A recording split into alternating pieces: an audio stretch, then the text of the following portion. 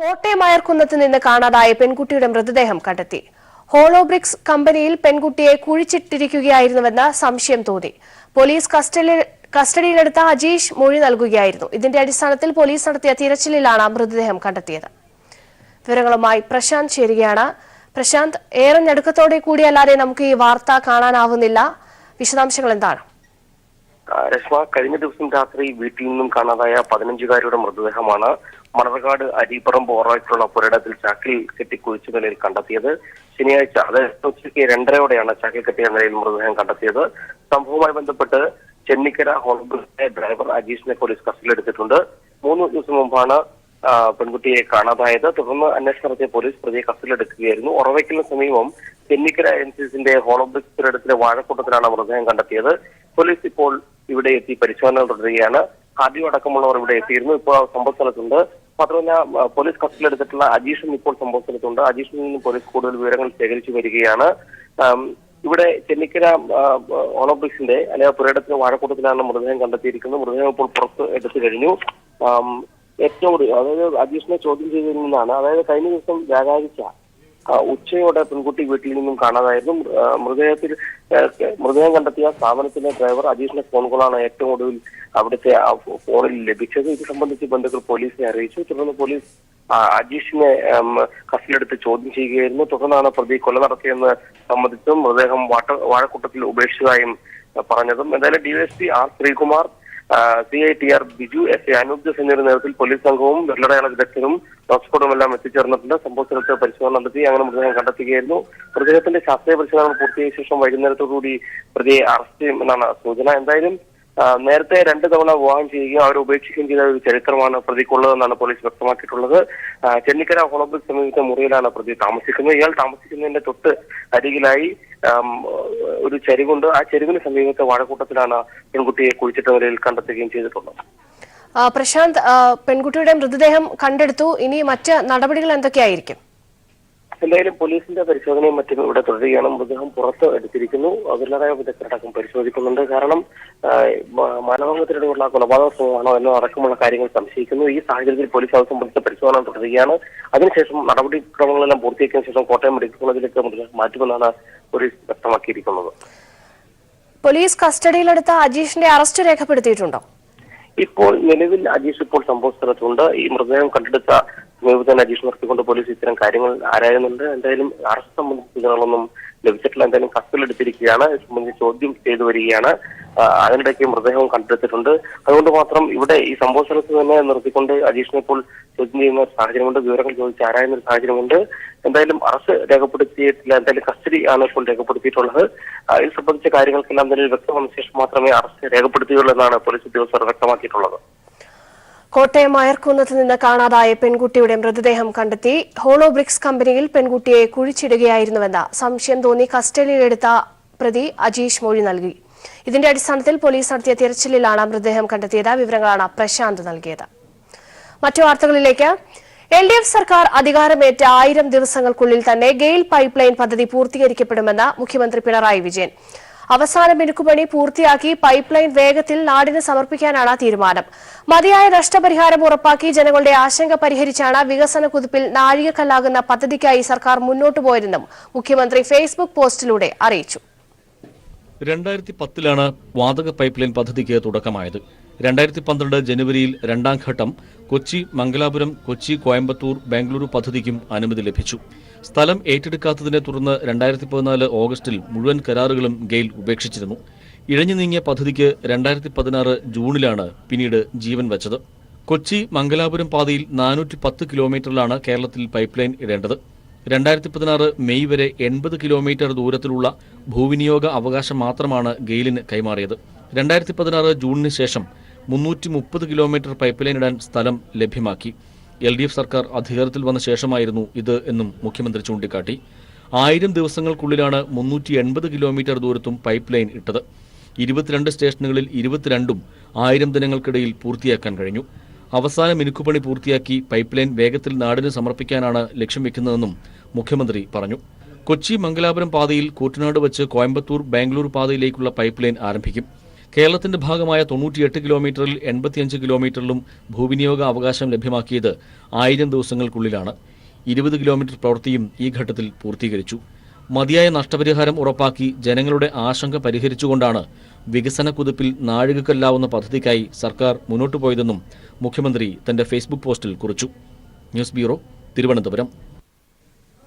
മാന്താമംഗലം പള്ളി തർക്കത്തിൽ ഉപാധികൾ അംഗീകരിക്കാൻ തയ്യാറെന്ന യാക്കോബായ വിഭാഗം. ആരാധന നടത്താൻ പള്ളിയിൽ കയറില്ലെന്ന യാക്കോബായ വിഭാഗം. എന്നാൽ നാളെ കുർബാനയ്ക്ക് അവസരം നൽകണമെന്ന ആവശ്യം. വിവരങ്ങളുമായി ഉമേഷ് ചേരുകയാണ്. ഉമേഷ്, വിശദാംശങ്ങൾ. ദിവസങ്ങൾ നീണ്ട തർക്കത്തിനാണ് ഇപ്പോൾ താൽക്കാലിക പരിഹാരമായിരിക്കുന്നത്. പള്ളിയുമായി ബന്ധപ്പെട്ട് സംഘർഷം ഒഴിവാക്കി സമാധാന അന്തരീക്ഷം പുനഃസ്ഥാപിക്കണമെന്ന കളക്ടറുടെ നിർദ്ദേശം കഴിഞ്ഞ ദിവസം തന്നെ ഇരുകൂട്ടരും അംഗീകരിച്ചിരുന്നു. ഹൈക്കോടതിയുടെ പരിഗണനയിലിരിക്കുന്ന അപ്പീലിൽ വിധി വരുന്നതുവരെ പള്ളിയിൽ പ്രവേശിക്കില്ലെന്ന് ഓർത്തഡോക്സ് വിഭാഗം ഉറപ്പു നൽകിയപ്പോൾ പള്ളിയിലെ പ്രാർത്ഥനായജ്ഞം അവസാനിപ്പിച്ച് മടങ്ങാൻ യാക്കോബായ വിഭാഗവും തയ്യാറായി. അതേസമയം ഹൈക്കോടതി വിധി പ്രകാരം പള്ളിയുടെ ഭരണ ചുമതല ഒഴിയുന്നത് സംബന്ധിച്ച് നിലപാടറിയിക്കാൻ കളക്ടർ യാക്കോബായ വിഭാഗത്തോട് നിർദ്ദേശിച്ചിരുന്നു. ഉപാധികൾ അംഗീകരിക്കാൻ തയ്യാറാണ് എന്ന് കൂടിയാലോചനകൾക്ക് ശേഷം യാക്കോബായ സഭ കളക്ടറെ അറിയിച്ചു. വിധി പ്രകാരം ഭരണ ചുമതല ഒഴിയാൻ തയ്യാറാണെന്നും ആരാധന നടത്താൻ പള്ളിയിൽ പ്രവേശിക്കില്ലെന്നും യാക്കോബായ സഭ രേഖാമൂലം കളക്ടർക്ക് ഉറപ്പു നൽകി. എന്നാൽ നാളെ ഒരു ദിവസത്തേക്ക് പള്ളിയിൽ കുർബാന നടത്താൻ അനുമതി നൽകണമെന്നൊരാവശ്യം യാക്കോബായ വിഭാഗം മുന്നോട്ട് വെച്ചു. ഈ ആവശ്യം കളക്ടർ തള്ളി. കുർബാനയ്ക്ക് അനുമതി നൽകിയാൽ ഭാവിയിൽ വലിയ പ്രശ്നങ്ങൾക്ക് വഴിവെക്കുമെന്ന് കണ്ടതിനെ തുടർന്നാണ് തീരുമാനം. കളക്ടറുടെ തീരുമാനം അംഗീകരിക്കുന്നതായി യാക്കോബായ സഭയും വ്യക്തമാക്കിയതോടെ പള്ളിയുമായി ബന്ധപ്പെട്ട പ്രശ്നങ്ങൾക്ക് വിരാമമായി. 2 ദിവസം മുൻപാണ് അവകാശ തർക്കവുമായി ബന്ധപ്പെട്ട ഇരുവിഭാഗവും പള്ളിക്ക് മുന്നിൽ നേർക്കുനേർ ഏറ്റുമുട്ടിയത്. ഇതേ തുടർന്നാണ് കളക്ടർ ഇടപെട്ട് ഇപ്പോൾ പ്രശ്നപരിഹാരം സാധ്യമാക്കിയത്. മാന്താമംഗലം പള്ളി തർക്കത്തിൽ ഉപാധികൾ അംഗീകരിക്കാൻ തയ്യാറെന്ന യാക്കോബായ വിഭാഗം. ആരാധന നടത്താൻ പള്ളിയിൽ കയറില്ലെന്ന യാക്കോബായ വിഭാഗം. എന്നാൽ നാളെ കുർബാനയ്ക്ക് അവസരം നൽകണമെന്നും ആവശ്യം. വിവരങ്ങളാണ് ഉമേഷ് നൽകിയത്. മറ്റു വാർത്തകളിലേക്ക്. തിരുവല്ല പെരിങ്ങൽ വേങ്ങൽ പാടശേഖരത്ത് കീടനാശിനി തളിക്കുന്നതിനിടെ ദേഹാസ്വാസ്ഥ്യം ഉണ്ടായ 2 കർഷക തൊഴിലാളികൾ മരിച്ചു. കഴുപ്പിൽ കോളനി സനൽകുമാർ, മാങ്കളത്തിൽ മത്തായി ഈശോ എന്നിവരാണ് മരിച്ചത്. അമിത അളവിൽ കീടനാശിനി ഉപയോഗിച്ചതാണ് മരണകാരണം. വ്യാഴാഴ്ച വൈകിട്ടോടെയാണ് സംഭവം. മരിച്ച സനൽകുമാറും 3 പേരും ചേർന്ന് മോട്ടോർ പമ്പ് ഉപയോഗിച്ച് കീടനാശിനി തളിക്കുന്നതിനിടെയാണ് ദേഹാസ്വാസ്ഥ്യമുണ്ടായത്. കീടനാശിനി പ്രയോഗം കണ്ടുകൊണ്ടിരുന്ന മാങ്കളത്തിൽ മത്തായി ഈശോയ്ക്കും ദേഹാസ്വാസ്ഥ്യമുണ്ടായി. തുടർന്ന് ഇവരെയെല്ലാം ചങ്ങനാശ്ശേരി താലൂക്ക് ആശുപത്രിയിൽ പ്രവേശിപ്പിച്ചു. ഇന്ന് പുലർച്ചെയോടെ സനൽകുമാറും മത്തായിയും മരിച്ചു. ഇരുവരുടെയും മൃതദേഹം പോസ്റ്റ്മോർട്ടത്തിനായി കോട്ടയം മെഡിക്കൽ കോളേജിലേക്ക് മാറ്റി.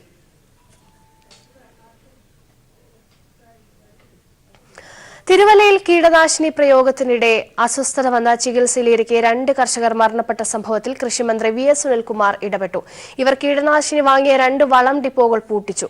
മന്ത്രിയുടെ നിർദ്ദേശപ്രകാരമായിരുന്നു നടപടി. കൂടാതെ സംസ്ഥാനത്തെ എല്ലാ വളം കീടനാശിനി ഡിപ്പോകളും പരിശോധിച്ച് അടിയന്തര റിപ്പോർട്ട് നൽകാനും മന്ത്രി നിർദ്ദേശം നൽകി.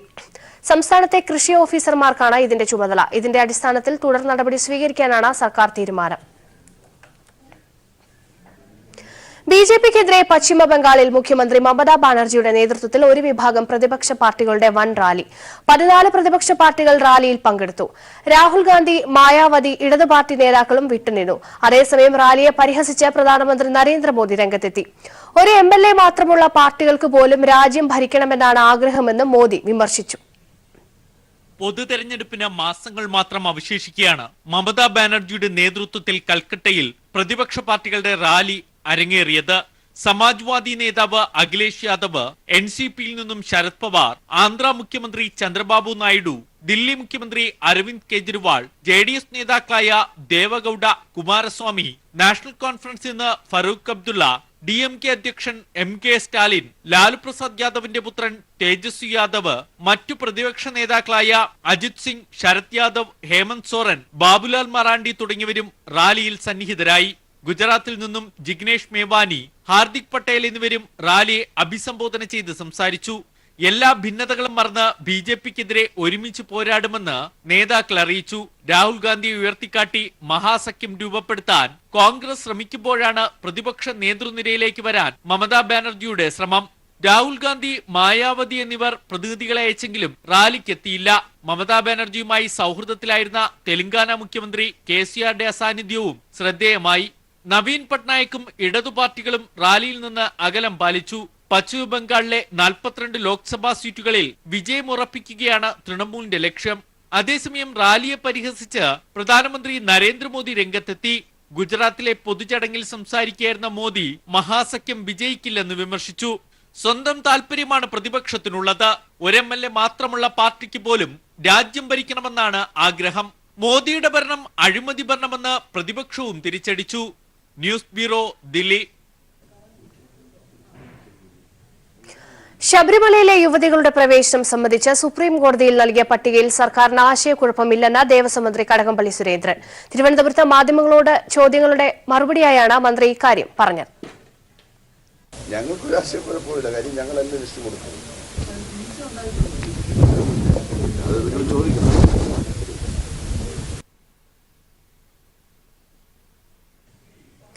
സുപ്രീം കോടതിയിൽ നൽകിയ പട്ടിക തയ്യാറാക്കിയത് ദേവസ്വം ബോർഡല്ലെന്ന് പ്രസിഡന്റ് എ. പത്മകുമാർ. സർക്കാർ നൽകിയ പട്ടിക വസ്തുതാപരമാണ് എന്നാണ് പ്രതീക്ഷിക്കുന്നത്. ബോർഡിന് ശബരിമലയിലെത്തുന്ന സ്ത്രീകളുടെ കണക്കെടുക്കാൻ സംവിധാനമില്ലെന്നും പത്മകുമാർ തിരുവനന്തപുരത്ത് പ്രതികരിച്ചു. കാരണം ദേവസ്വം ബോർഡ് അല്ലല്ലോ കണക്ക് അങ്ങനെ കൊടുത്തത്, ഗവൺമെന്റ് കൊടുത്തു. ഗവൺമെന്റിൽ വ്യക്തമായിട്ടുള്ള കണക്കുള്ളത് കൊണ്ടായിരിക്കുമല്ലോ കൊടുത്തിട്ടുള്ളത്. അതല്ലാതെ ഇപ്പോൾ ദേവസ്വം ബോർഡ് എന്ത് പറയാൻ പറ്റും? അല്ല, അതിപ്പോൾ നമ്മളെ സംബന്ധിച്ച് വ്യക്തതയുള്ളത്. നമ്മളങ്ങനെ സ്ത്രീകൾ കയറുന്നുണ്ടോയെന്ന് ഇപ്പോൾ നോക്കാൻ സംവിധാനം ഇല്ലല്ലോ.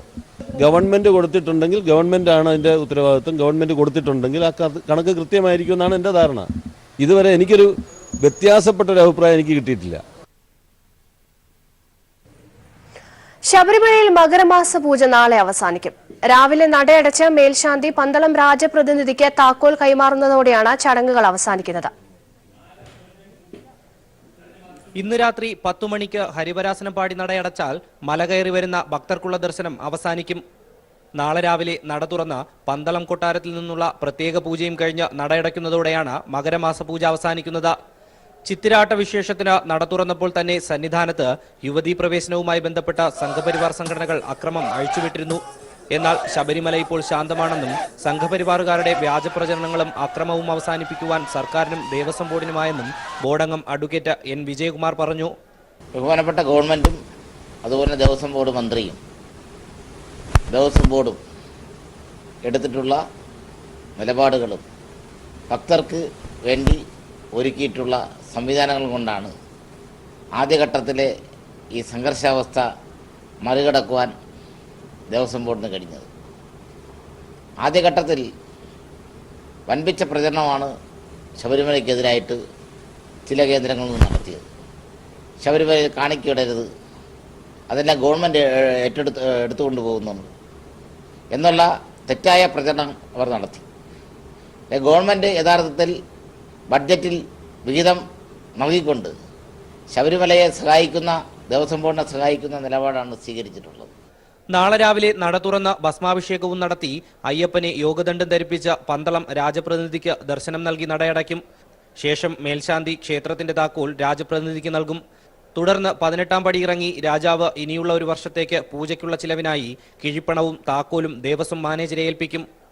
പിന്നീട് തിരുവാഭരണവുമായി പന്തളം കൊട്ടാര പ്രതിനിധി മലയിറങ്ങും. ഇതോടെ മണ്ഡല മകരവിളക്കുത്സവവും തുടർന്നുള്ള മകരമാസ പൂജയും അവസാനിക്കും. Rinu Sreedhar, news bureau, Sannidhanam.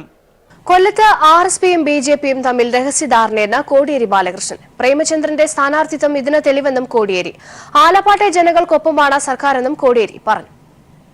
ഞങ്ങൾ ഇടതുപക്ഷ മുന്നണി സ്ഥാനാർത്ഥികളെ സംബന്ധിച്ച് സീറ്റ് വിഭജനം പൂർത്തിയായിട്ടില്ല.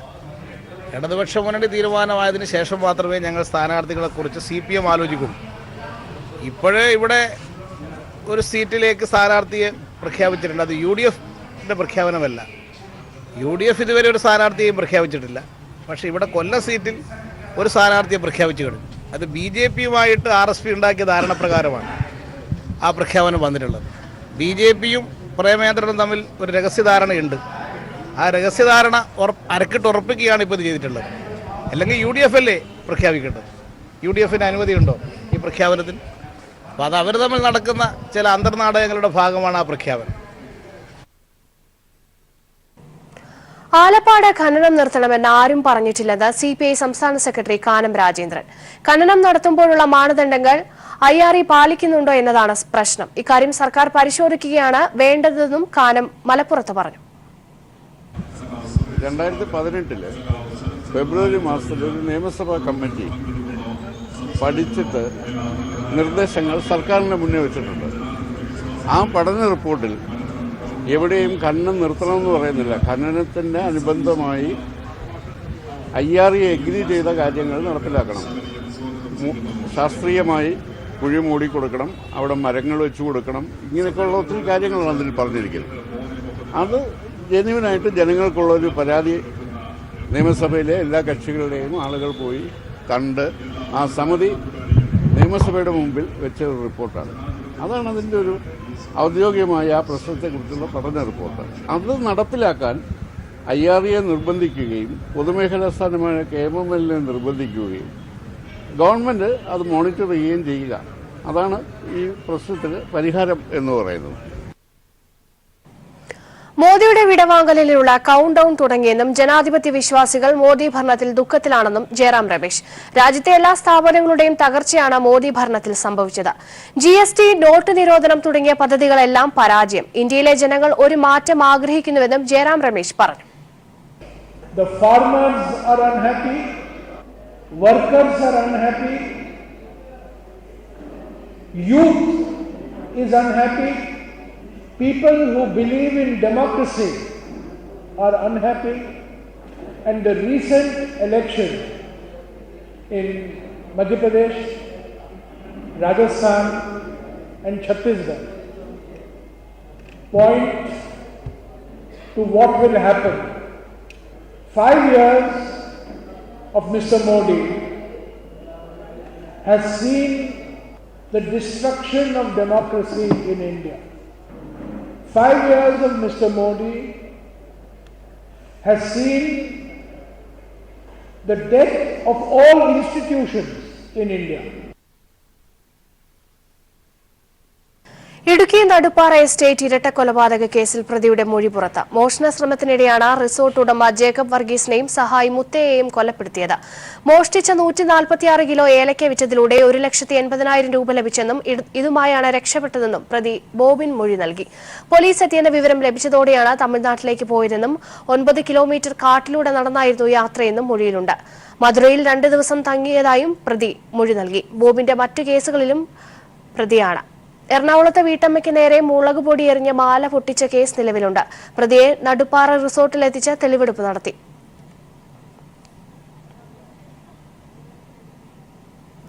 പ്രാദേശിക കേബിൾ TV ഓപ്പറേറ്റേഴ്സ് അഭിമുഖീകരിക്കുന്ന പ്രശ്നങ്ങൾക്ക് പരിഹാരം കാണാൻ ശ്രമിക്കുമെന്ന് വൈദ്യുതി വകുപ്പ് മന്ത്രി M. M. മണി. അടിമാലിയിൽ നടക്കുന്ന കേബിൾ TV ഓപ്പറേറ്റേഴ്സ് സംസ്ഥാന സമ്മേളനം ഉദ്ഘാടനം ചെയ്ത് സംസാരിക്കുകയായിരുന്നു അദ്ദേഹം. സമ്മേളനത്തിന്റെ ഭാഗമായുള്ള റിപ്പോർട്ട് അവതരണത്തിനൊപ്പം വിവിധ കമ്മിറ്റികളുടെ തെരഞ്ഞെടുപ്പും നടന്നു.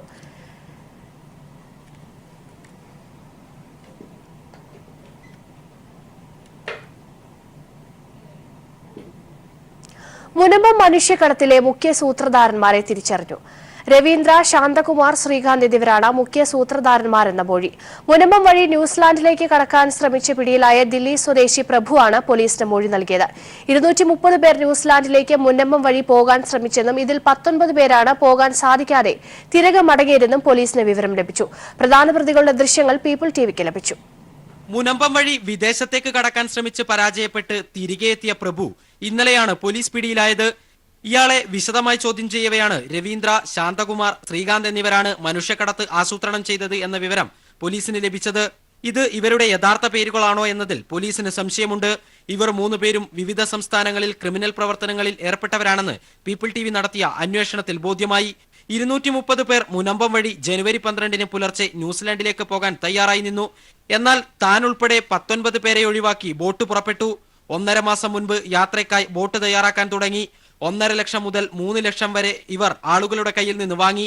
നാടുവിടാൻ സാധിക്കാത്ത 19 പേരും ഇന്നും നാളെയുമായി തിരികെ വീടുകളിലെത്തുമെന്നും പ്രഭു പോലീസിനോട് പറഞ്ഞു. അതേസമയം പ്രഭു നടത്തിയ വിമാനയാത്രകൾ ദുരൂഹമെന്ന് പോലീസ് കരുതുന്നുണ്ട്. ഇന്ന് രാവിലെയോടെയാണ് പ്രഭുവിനെ ദില്ലിയിൽ നിന്നും പോലീസ് കേരളത്തിലെത്തിച്ചത്. കൂടുതൽ ചോദ്യം ചെയ്യലിനായി കോടതിയിൽ ഹാജരാക്കി കസ്റ്റഡിയിൽ വാങ്ങാനാണ് പോലീസ് തീരുമാനം. മുനമ്പം വഴി വിദേശത്തേക്ക് കടക്കാൻ ശ്രമിച്ച ദില്ലി സ്വദേശിയുടെ അറസ്റ്റോടെ മനുഷ്യക്കടത്തിന് പിന്നിലെ ദില്ലി ബന്ധങ്ങളുടെ ചുരുളഴിയുമെന്നാണ് കേരള പോലീസിന്റെ പ്രതീക്ഷ. ദില്ലി അംബേദ്കർ നഗർ പോലീസ് സ്റ്റേഷന് മുന്നിൽ നിന്നും ക്യാമറാമാൻ ശൈലേഷ് കല്ലായിക്കൊപ്പം Sarath K Sasi, news bureau, Delhi. Bishop Franco മുളയ്ക്കലിനെതിരായ ബലാത്സംഗ കേസിൽ സാക്ഷികളായ തങ്ങൾക്ക് നിരന്തര ഭീഷണിയുണ്ടെന്ന് ചൂണ്ടിക്കാട്ടി കുറവിലങ്ങാട്ടെ 4 കന്യാസ്ത്രീകൾ മുഖ്യമന്ത്രി പിണറായി വിജയന് കത്ത് നൽകി. കേസ് അട്ടിമറിക്കാൻ ബിഷപ്പ് ശ്രമിക്കുന്നതായി കത്തിൽ പറയുന്നു. തങ്ങളുടെ സ്ഥലംമാറ്റം തടയാൻ മുഖ്യമന്ത്രി ഇടപെടണമെന്നും കന്യാസ്ത്രീകൾ കത്തിലൂടെ ആവശ്യപ്പെട്ടു. കുറവിലങ്ങാട് മഠത്തിലെ കന്യാസ്ത്രീകളായ അനുപമ, ജോസഫിൻ, ആൽഫി, ആൻസിറ്റ എന്നിവരാണ് മുഖ്യമന്ത്രിക്ക് കത്തയച്ചത്. കുറവിലങ്ങാട് മഠത്തിൽ നിന്ന് തങ്ങളെ സ്ഥലം മാറ്റിയത് സമ്മർദ്ദത്തിലാക്കാനാണെന്ന് കന്യാസ്ത്രീകൾ കത്തിൽ പറയുന്നു. കേസിന്റെ കാലാവധി തീരും വരെ കുറവിലങ്ങാട്ട് തുടരാൻ അനുവദിക്കണമെന്നും കന്യാസ്ത്രീകൾ ആവശ്യപ്പെട്ടു. സാക്ഷികളായ തങ്ങൾക്ക് നിരന്തര ഭീഷണിയുണ്ടെന്നും കന്യാസ്ത്രീകൾ മുഖ്യമന്ത്രിയെ അറിയിച്ചു. ബലാത്സംഗത്തിനിരയായ കന്യാസ്ത്രീയെ സഹായിക്കുക മാത്രമാണ് തങ്ങൾ ചെയ്ത കുറ്റം. നിയമത്തിന്റെ പഴുതിലൂടെ രക്ഷപ്പെടാൻ ബിഷപ്പ് ശ്രമിക്കുകയാണെന്നും കന്യാസ്ത്രീകൾ കത്തിൽ പറയുന്നു. സ്ഥലം മാറ്റിക്കൊണ്ടുള്ള മദർ സുപ്പീരിയറിന്റെ ഉത്തരവ് കഴിഞ്ഞ ദിവസമാണ് ലഭിച്ചത്. ബിഷപ്പിന്റെ താളത്തിനൊത്ത് തുള്ളുന്നയാളാണ് മദർ സുപ്പീരിയർ എന്നും കന്യാസ്ത്രീകൾ പറഞ്ഞു. ബലാത്സംഗത്തിനിരയായ കന്യാസ്ത്രീയും മുഖ്യമന്ത്രിക്ക് പരാതി നൽകിയിട്ടുണ്ട്. കന്യാസ്ത്രീയെ പീഡിപ്പിച്ചെന്ന പരാതിയിൽ ബിഷപ്പ് ഫ്രാങ്കോ മുളയ്ക്കലിനെതിരായി സമരം നടത്തിയ കന്യാസ്ത്രീകളെ സ്ഥലം മാറ്റിക്കൊണ്ട് missionaries of Jesus mother general ഉത്തരവിറക്കിയിരുന്നു. സമരം നടത്തിയ 5 കന്യാസ്ത്രീകളെയും വെവ്വേറെ സ്ഥലങ്ങളിലേക്കാണ് മാറ്റിയത്. ഇത് പ്രതികാര നടപടിയാണെന്ന് കന്യാസ്ത്രീകൾ വ്യക്തമാക്കിയിരുന്നു. എന്നാൽ ബിഷപ്പിനെതിരെ കന്യാസ്ത്രീകൾ പരസ്യ സമരത്തിനിറങ്ങിയത് സഭാചട്ടങ്ങളുടെ ലംഘനമാണെന്നും സഭാ നിയമങ്ങൾ അനുസരിച്ച് ജീവിക്കാൻ കന്യാസ്ത്രീകൾക്ക് ബാധ്യതയുണ്ടെന്നുമാണ് സ്ഥലം മാറ്റിക്കൊണ്ടുള്ള ഉത്തരവിൽ പറയുന്ന ന്യായം. News bureau, Kochi. സംസ്ഥാനത്തെ ആദ്യത്തെ വഖഫ് ട്രിബ്യൂണൽ ഉദ്ഘാടനം കോഴിക്കോട് മന്ത്രി കെ ടി ജലീൽ നിർവഹിച്ചു. മൾട്ടി ട്രിബ്യൂണൽ യാഥാർത്ഥ്യമാവുന്നതോടെ വഖഫ് കേസുകൾ മാത്രമായി കൈകാര്യം ചെയ്യാനും ഒത്തുതീർപ്പാക്കാനും വേഗത്തിൽ സാധിക്കും. മൾട്ടി ട്രിബ്യൂണലിലായി ജോയിന്റ് കമ്മീഷണറെ താമസിക്കാതെ നിയമിക്കുമെന്നും മന്ത്രി കെ ടി ജലീൽ അറിയിച്ചു. വഖഫ് സ്വത്തുക്കളുടെ ക്രിയാത്മക സംരക്ഷണവും പരിപാലനവും ഉറപ്പുവരുത്തുക എന്നതാണ് 3-അംഗ ട്രിബ്യൂണലിലൂടെ ലക്ഷ്യമിടുന്നത്. 2013 ഏകാംഗ ട്രിബ്യൂണലുകൾ അവസാനിപ്പിച്ച് മൾട്ടി ട്രിബ്യൂണലുകൾക്ക് രൂപഭേദം വരുത്തണമെന്ന ഭേദഗതി വന്നെങ്കിലും ഇതുവരെ നടപ്പിലായില്ല. ഒരു ജില്ലാ ജഡ്ജി ചെയർമാനായും ഒരു സർക്കാർ ഉദ്യോഗസ്ഥനും ഇസ്ലാമിക് നിയമത്തിൽ പ്രാവീണ്യമുള്ളവനും അടങ്ങുന്ന ട്രിബ്യൂണൽ ആവണം ഇത് എന്നതും നിബന്ധനയുണ്ടായിരുന്നു. എത്രയും പെട്ടെന്ന് ഇത് യാഥാർത്ഥ്യമാക്കണം എന്ന് സർക്കാരിനും നിർബന്ധമുണ്ടായിരുന്നു. ഇടതുപക്ഷ സർക്കാർ അധികാരത്തിൽ വന്നപ്പോഴാണ് ഇത് മുന്നോട്ടു പോയത്. 29 പോസ്റ്റുകൾ സൃഷ്ടിച്ചുകൊണ്ടാണ് മൾട്ടി ട്രിബ്യൂണൽ യാഥാർത്ഥ്യമാവുന്നത്. 70 കേസുകൾ ഏകാംഗ ട്രിബ്യൂണലിൽ നിലവിലുണ്ട്. പല കേസുകളും കൈകാര്യം ചെയ്തിരുന്നതിനാൽ വേണ്ടത്ര പ്രാധാന്യം വഖഫ് കേസുകൾക്ക് ലഭിച്ചില്ല. മൾട്ടി ട്രിബ്യൂണൽ യാഥാർത്ഥ്യമാവുമ്പോൾ വഖഫ് കേസുകൾ മാത്രമായി കൈകാര്യം ചെയ്യാനും ഒത്തുതീർപ്പാക്കാനും സാധിക്കും. ഇതിനായി ജോയിന്റ് സർവേ കമ്മീഷണറെ താമസിയാതെ നിയോഗിക്കുമെന്നും മന്ത്രി കെ ടി ജലീൽ പറഞ്ഞു.